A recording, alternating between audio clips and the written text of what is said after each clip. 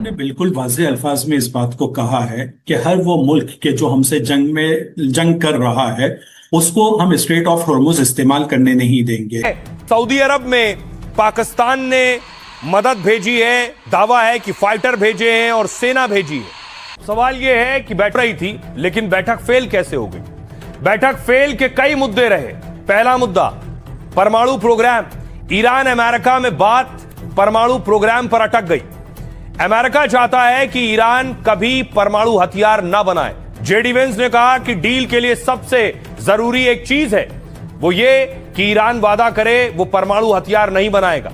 लेकिन ईरान ने कहा कि हम राष्ट्रीय हितों से समझौता नहीं करेंगे। इसके अलावा देखिए अगली वजह थी ये हॉर्मुज पर नियंत्रण बातचीत नाकाम होने की दूसरी बड़ी वजह है, क्योंकि ईरान चाहता है कि हॉर्मुज स्ट्रेट पर उसका कंट्रोल हो, साथ ही वहां से निकलने वाले जहाज ईरान को टोल टैक्स दें। लेकिन ट्रंप और उनकी टीम इस शर्त को लगातार ठुकरा रही है। ट्रंप पर हॉर्मुज खुलवाने का दबाव है क्योंकि ये एक बहुत अहम रास्ता है, जबकि ईरान के लिए हॉर्मुज एक सबसे बड़ा हथियार है। लेबनान में इजराइल के हमलों पर रस्साकशी चल रही।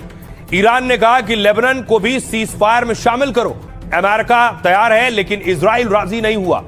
एक और बड़ी वजह, ईरान पर अमेरिका ने सालों से कई आर्थिक प्रतिबंध लगा रखे हैं। दावा यह है कि विदेशी बैंकों में ईरान की 55,000 करोड़ की संपत्ति जब्त हुई है। ईरान की शर्त है कि प्रतिबंध हटे और पैसा मिले, लेकिन अमेरिका इस पर नहीं माना है। ट्रंप को डर यह है कि ईरान को पैसा मिला तो वो और हथियार पर खर्च करेगा।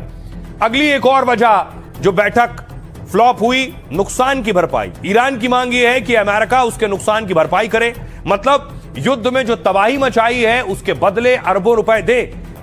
यह वजह रही कि यह बैठक फ्लॉप हो गई। बुरी खबर यह है कि हम कोई समझौता नहीं कर पाए हैं और मुझे लगता है कि यह ईरान के लिए अमेरिका की तुलना में कहीं ज्यादा बुरी खबर है। इसलिए हम बिना किसी समझौते के अमेरिका वापस जा रहे हैं।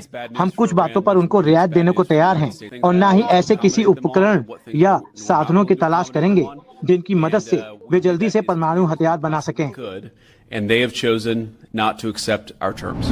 देखें, ईरानी तो पहले से एक्सपेक्टेड था कि वो देख रहे थे कि इंटेंशंस यूएस की कभी भी पलट सकती है, एंड दे वर एक्सपेक्टिंग कि यूनाइटेड स्टेट्स जो है वो कुछ भी कर सकता है। और पहले से इसके ऊपर शक था ईरानियों को। कालीबाफ साहब जब गए पाकिस्तान, तो उन्होंने जब कहा कि हम पॉजिटिव नोट के साथ आ रहे हैं, but we do not trust the American. वो अमेरिकन को ट्रस्ट नहीं करते। और हमने अभी यही देखा कि अमेरिका जो है वो कबूल करने के लिए राजी नहीं है किसी भी चीज को। ना उन्होंने लेबनान के इशू के ऊपर और दूसरे रेजिस्टेंस ग्रुप्स के ऊपर कोई श्योरिटी दी, ना उन्होंने स्ट्रेट ऑफ हॉर्मुज के ऊपर जो है वो किसी भी तरीके से कॉम्प्रोमाइज किया, बिकॉज वो चाहते थे कि वहां पे उनकी नेवी प्रेजेंस हो, नेवल प्रेजेंस हो। ईरान ने जो माइंस बिछाई हैं, उन माइंस को हटाने का काम यूएसएस पीटरसन को मिला हुआ है। अमेरिका ने ये विध्वंसक उतारा, इसे डिस्ट्रॉयर कहते हैं, और ये जो भी माइंस समंदर के अंदर है उसे तबाह करने की ताकत रखता है। इसके अलावा देखिए अमेरिका ने यूएसएस मर्फी भी उतार दिया है। ये है यूएसएस मर्फी, ये भी हॉर्मुज के समंदर में। इसकी भी ड्यूटी ये है कि जो समंदर के अंदर माइंस हैं जिससे धमाके हो सकते हैं उसे तबाह कर दे समंदर में। अब आइए आपको बताऊं माइंस होता क्या है। ये जो आप देख रहे हैं समंदर के अंदर, ये इन्हीं को माइंस कहते हैं। इससे शिप टकराएगा और धमाका हो जाएगा। ये समंदर में हॉर्मुज में बिछा रखे हैं ईरान ने। अमेरिका ने इसी को तबाह करने के लिए अपने जहाज भेजे। अमेरिका भी ईरान के इस जाल को तोड़ने वाला है जिसके दम पर ईरान ने ग्लोबल तेल सप्लाई ठप कर दी है। जिस हॉर्मुज स्ट्रेट में ईरान ने बारूदी सुरंगें बिछा रखी हैं ताकि जरूरत पड़ने पर ईरान धमाका कर जहाज को तबाह कर सके। उन्हें हटाने के लिए ट्रंप ने अपने जहाज समंदर में उतार दिए।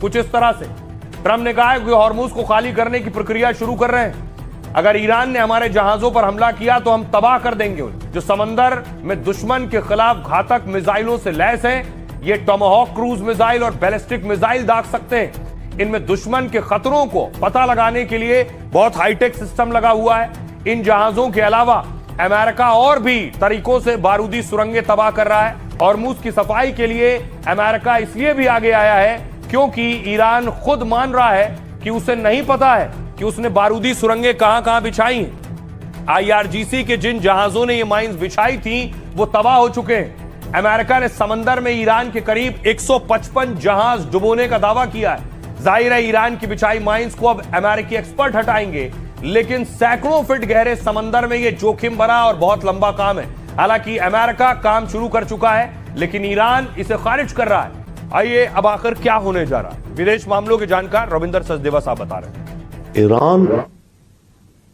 ने अब एक सुपर वेपन बना लिया है जो कि इस जंग से पहले नहीं था। एक नया सुपर वेपन पैदा हुआ है इस जंग में, और वो है हॉर्मुज स्ट्रेट। ईरान को अब क्लियर एहसास हो गया है कि स्ट्रेट ऑफ हॉर्मुज पे वो पाबंदी लगा सकता है और दुनिया का पूरा चोक होल्ड कर सकता है, और इस सुपर वेपन को डेमोन्स्ट्रेट भी हो गया है। बिस्मिल्लाहिर्रहमानिर्रहीम, अस्सलाम वालेकुम नाजरीन। जहां अमेरिका और ईरान के मुज़ाकरात नाकाम होने पर अमेरिका और ईरान दोनों शदीद गुस्से में हैं।